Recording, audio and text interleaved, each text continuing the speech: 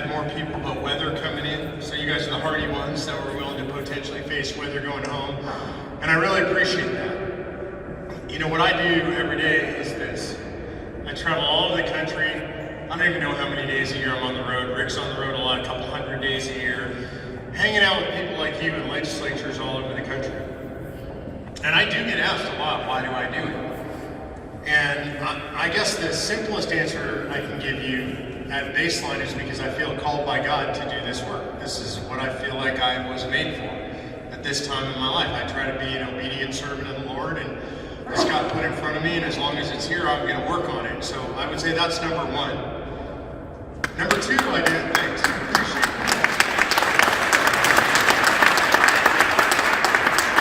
it. The second reason I do it is because of you. You know, when Rick and I travel around, one of the things that happens everywhere we go is that people come up to us and thank us for what we're doing. And I appreciate that. It's really nice to be appreciated for the work that you do and for the sacrifices you make. But the reality is, we're not doing the hard work. The reality is, like Rick said, we're the flashing light. As I tell my wife, I'm the dancing chicken, right? I can go up front and tell me what to do, I'll do those things. I'll talk to the legislators, I'll tell them what they need to hear. But it's just the fancy stuff. The hard work of restoring self-governance to America is done by people like you. Because I leave and I go on to the next state, or I go on to the next television show or whatever, and you have to stay here. And you have to do the grinding work of talking to your legislators, of recruiting new activists, of training new activists, of educating yourself, of getting out on a cold day, of learning new things all the time, of dealing with all the opposition, whatever that may be. You have to do that day in and day out on the ground. By the way, without somebody coming up and telling you how much they appreciate you. Well, I do appreciate you. And when I travel, wherever I go, I carry you with me. And that sounds maybe trite and formulaic, but the reality is that last night I had a dinner with a bunch of the grassroots leaders. I learned a bunch of stuff about folks that I didn't know, and I will take that with me wherever I go into the next state and the next state, and I will tell stories about those people, about the great patriots who are involved in the fight to save the country, because part of my job is to spread hope. You know, when I come to a state like this, there's so much more history here. I grew up in California, fairly young state. I live in Texas now, still a fairly young state, relatively speaking. You come to a state like this, and the history is so deep here, comparatively speaking. And since I got involved in politics 15 years ago, I've become a serious student of our history. I went to school in Los Angeles, California, so my history wasn't very good, let's just say. I have a favorite story from American history, which I think summarizes why I do what I do, and it's the story of a guy by the name of Captain Levi Preston. Some of you might have heard of this story. I guarantee you didn't read it in any history book. You've never seen it on the History Channel. See, when we study history, we study what I call the great person, great man, great woman theory of history, which is we know about Washington. We got portraits of Washington. Adams, we know Madison, the father of the Constitution, Patrick Henry, one of the greatest orators in the history of the United States of America. We know all those stories.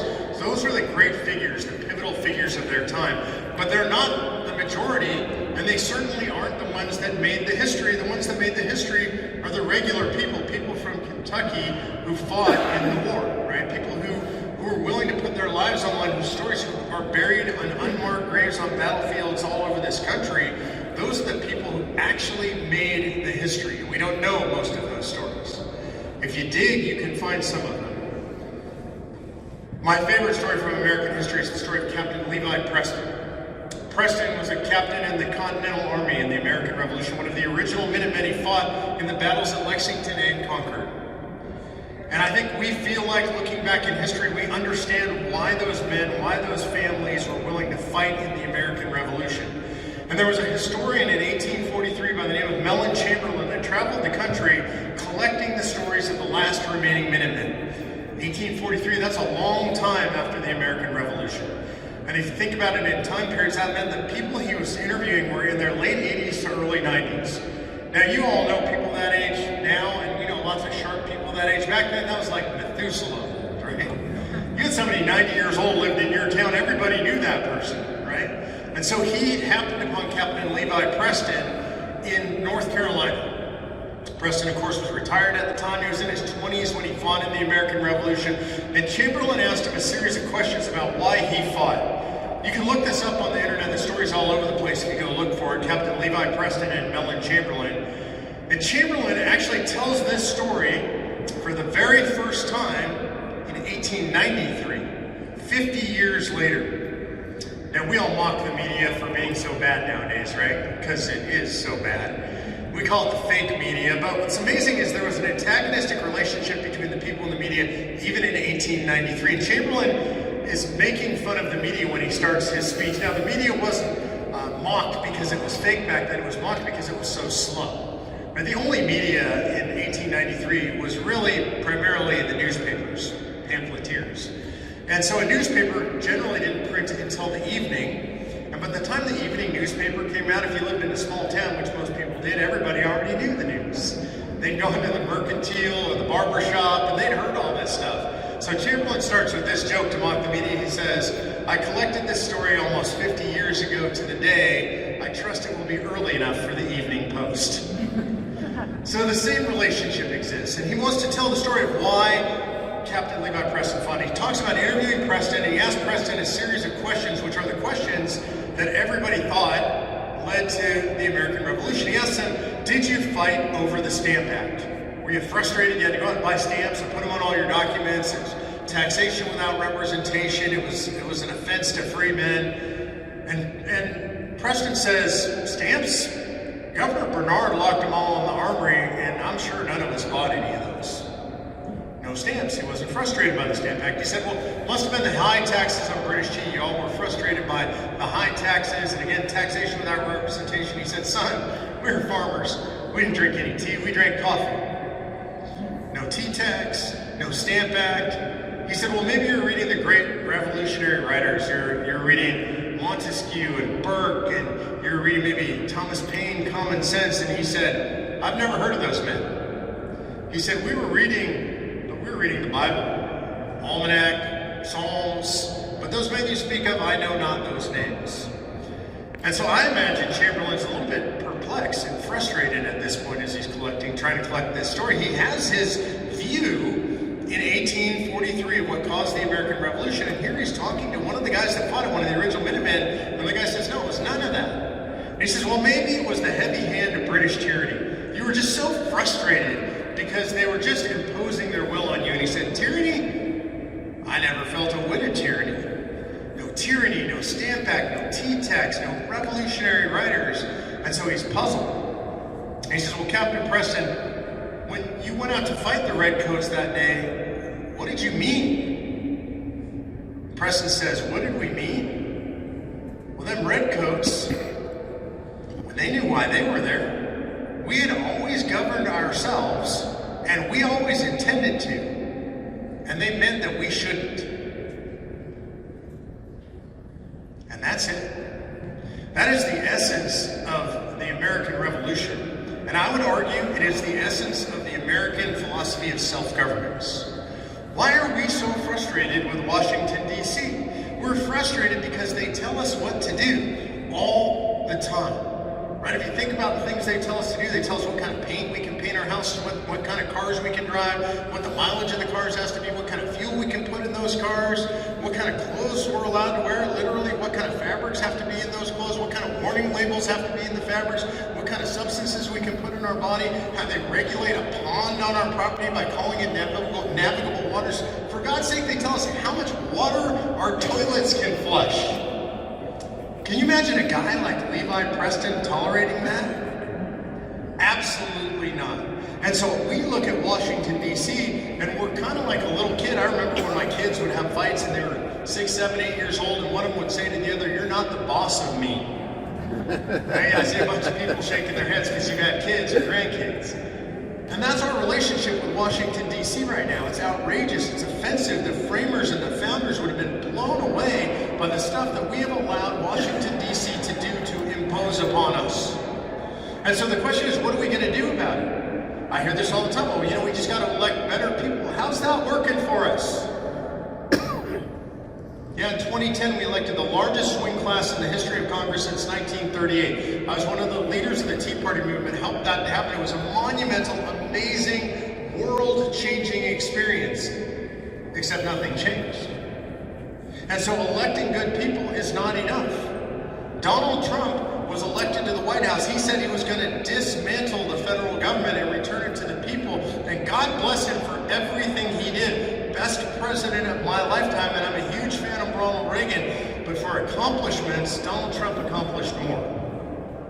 And 99% of it got reversed. Here we are today. So when people tell me, Marco, what you should be focused on is just electing good people, I'm like, well, you know the whole saying, right? Do the same thing over again, expect a different result. Well, that's called insanity. So what do we do? And that's really the fundamental question facing us today. If we believe that our country is at risk, raise your hand if you don't think the country is at risk. Okay. Because I was going to ask you to leave. I don't want any irrational people in here. The country is at risk. We're going to lose our country. That is our current trajectory. We are headed towards totalitarianism, whatever you want to call it, Marxism, fascism, that's the direction we're headed. By the way, not soft democratic socialism. We're not headed towards being Sweden. We're headed towards being the Soviet Union or China. That's the direction we're headed. And if we want to stop that, we have to have a plan to stop it. So the plan was given to us by the framers in Article 5. They told us unequivocally a time will come when the federal government becomes unresponsive and you are going to have to do something about it. You, acting through your state legislators. Why state legislators? Because they are the closest to the people. The framers, by the way, didn't expect that state legislators would be better or smarter or more devout Christians or just great people through and through. They just knew that they would be more responsive to you, that they would be closer to the people, and they loved and trusted government close to the people, not government far away from the people. They feared tyrannies far away from the people, like maybe a tyranny in Washington, D.C., thousands of miles away from out in the heartland of America. That's what they feared. So the question really is, what will you do? And now I'm being very specific when I say, what will you do? I actually mean you. By name, you sitting here in this room. I mean you and your neighbors, you and your friends, you and your kids, you and your family. What will you do? God bless you for being here today. I appreciate that more than I can possibly say. When I'm on the web and all these people are watching, I think, I don't even know why I'm not blessed, but God bless people for caring what I have to say about anything. But if you don't take action, if you don't volunteer, if you're not volunteering now, if you don't spend some of your time and your treasure in the fight for this country, then we're going to lose the country. And I do mean you specifically. So I'm talking to every one of you in this room. If you haven't signed up to volunteer, I'm not trying to put guilt on you. I'm just going to tell you we're going to lose our country. This is reality. It's not a guilt trip. It's reality. You know, I know you guys had a change of leadership in the governor's office. And that election was lost by 5,000 votes. Right? And I know you just had another governor's election. I cannot believe, I'm proud to say it sitting here in the rotunda, that I cannot believe I'm disgusted by who sits in your governor's office right now. Probably not politically correct for me to say this in the people's house, but I find it revolting. Y'all are conservative states. We count on you to be a good, solid, conservative state. And when people don't participate, people like Governor Beshear end up sitting in that office. And so that means we have to be in the fight. Some of you already are, and I appreciate that. And if you're in this fight, God bless you and thank you for that. And whatever you're doing, and this might sound offensive, it's not enough. What I'm doing is not enough. I mean, I wake up every morning and I go to work early and I love what I do and I think I'm not doing enough. What could I do that's more? Who else could I help? What can I get involved in? Can I get somebody elected? Is there another organization that I can help promote that can do more? And I'm constantly looking for more. I'm trying to figure out how I can say yes to do things that are personally punishing to me. And what I mean by that is I'm tired already. I mean, it's crazy how much we work. I don't mean that for you to feel sorry for me. You know, my wife works in the organization with me. We get up early in the morning. This is the first thing that happens in my house every day. I usually try to sneak out of bed. I make myself a cup of coffee. I make Patty a cup of coffee. And she walks into the kitchen and she says, You know what I've been thinking? It's always convention of states, 100%. And so that's at 6 in the morning. We lay down to sleep, 10, 11 o'clock at night, we get in bed, and she looks over at me and says, you know what I've been thinking? And it's convention of states, it never ends. And I'm thinking the same way, what more can I do to save my country? I don't know how many years God gives me on this earth, but I do know I'm going to use every one of them to fight for our country. I do know I have an obligation to my kids. My parents are still alive. I have an obligation to my parents. I have an obligation to all of you. I have an obligation to the memory of the people who fought the American Revolution, the framers of the Constitution, the people who fought the Civil War, all the men and women that have given their all for this country. I personally feel the burden of the obligation to all of them, because we live free because of the things that they were willing to sacrifice for us. So the question we have to ask ourselves is, what are we willing to do individually, one at a time? And you might think, well, you know, I'm just a regular person and I can't really, what can I do? There's not that much I can do. And you might look at Rick Santorum standing up here and say, well, he ran for president, super smart, successful guy, he's been a senator, he speaks really well, an incredible guy, I'm not him. I think that when I look at Rick. You might look at the framers and the founders, we've got a statue of Abe Lincoln there, Henry Clay, I mean, incredible giants of men around this room, and think, well, I'm not one of them. But you are Levi Preston. You can go out on the field of battle and you can fight. I want to close with another favorite story from American history of mine, because I think it speaks to something that is lacking in America today. And it's the story of 6th President of the United States of America, John Quincy Adams. Everybody knows that name. I say John Quincy Adams, y'all know who he was. What most people don't know about John Quincy Adams is that after he was president, he was elected to the United States House of Representatives. That's weird. I think it's weird. I can't imagine you're in the White House, you're the #1 guy in the country, and then when you're done with that, he was a one-term president, you run for the House of Representatives? But see, he had a cause, he had a passion.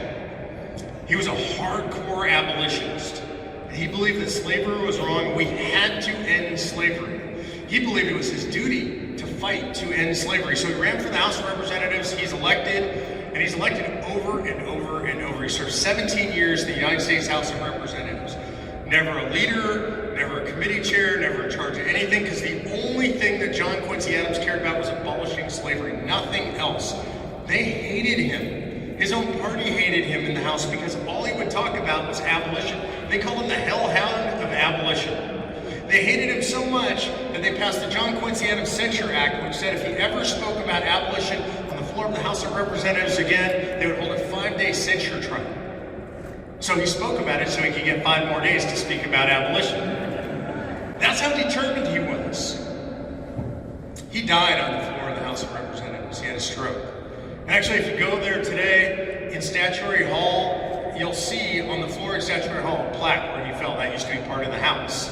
They actually took him into what's now the women's cloakroom, and that's where he passed away.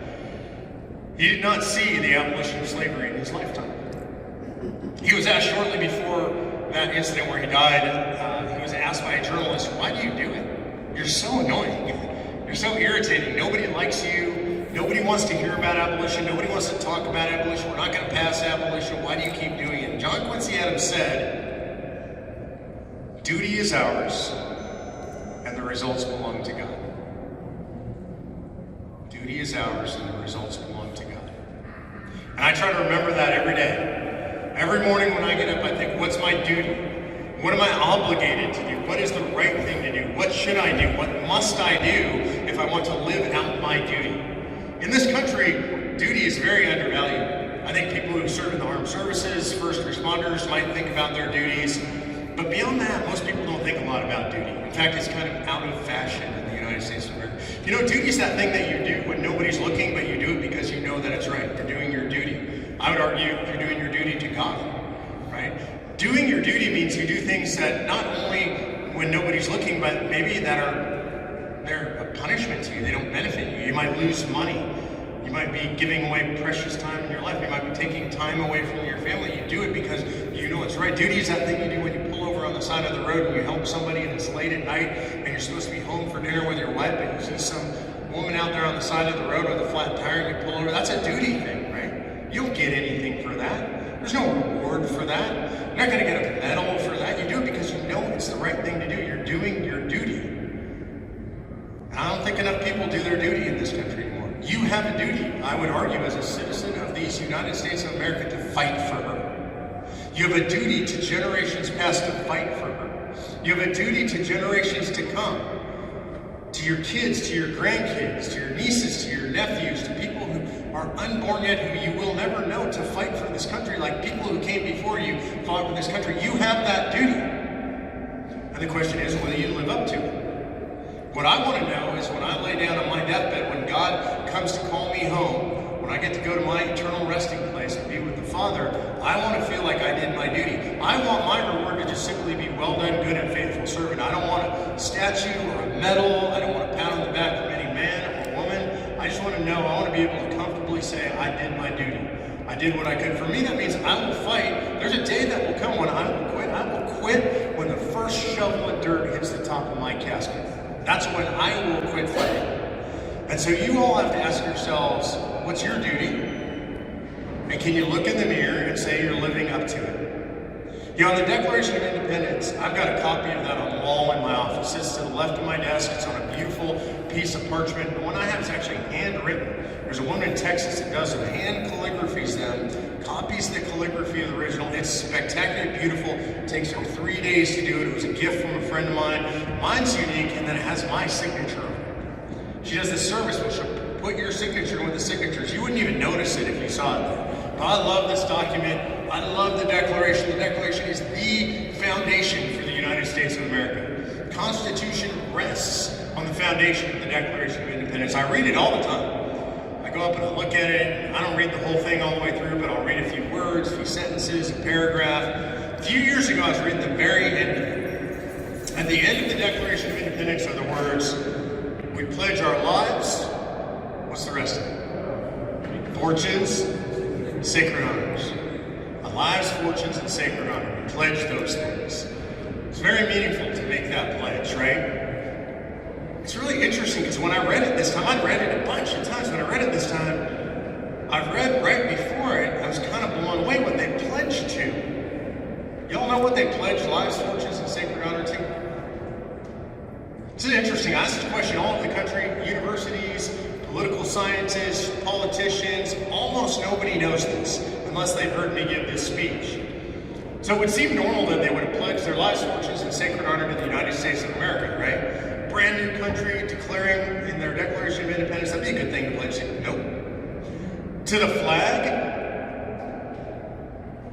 To the flag? That would be good. You know, they had their new flag. To maybe General Washington, the indispensable man, the Continental Army, all of these things.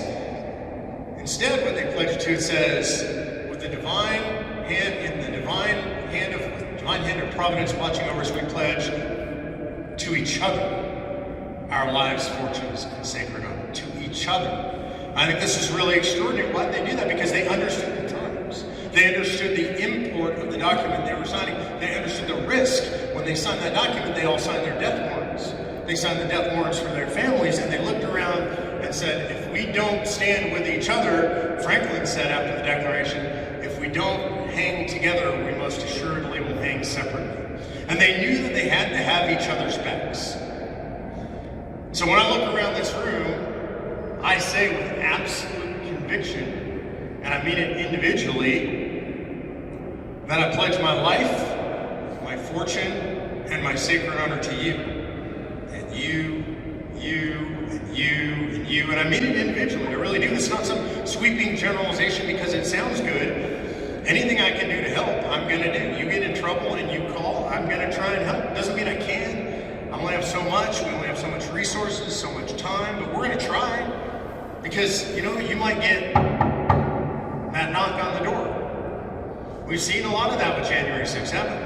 And beyond. You might get, it might be the feds, it might be local, and they may come down on you because they don't like you're involved in convention states, and they don't like you're running for office, they don't like you're speaking out against the governor, whatever it is. I'm going to do everything that I possibly can. Every night before I go to bed. Every night. Out loud. Our Father who art in heaven, hallowed be thy name. Thy kingdom come, thy will be done on earth as it is in heaven. Give us this day our daily bread. Forgive us our trespasses as we forgive those who trespass against us. Right, this is good. You guys all know this. I say the whole Lord's Prayer every night before I go to bed, and then I finish with this. To the great grassroots army who are to be as God's implement, the saviors of the United States of America, I pledge my life, my fortune, and my sacred honor. And I would ask that when you guys go home tonight and you look in the mirror, that you ask yourselves, what is my duty? What am I willing to do? And am I willing to pledge my life, my fortune, and my sacred honor? And what I need you guys to do is volunteer. Okay? There's a table up here. There's a lot of work to do. We are going to pass the Convention of States resolution in Kentucky, but we're not going to do it without your help. I appreciate that you guys braved the weather today. Thank you for your tolerance of my speaking time. God bless you guys. God bless Kentucky, and God bless the United States.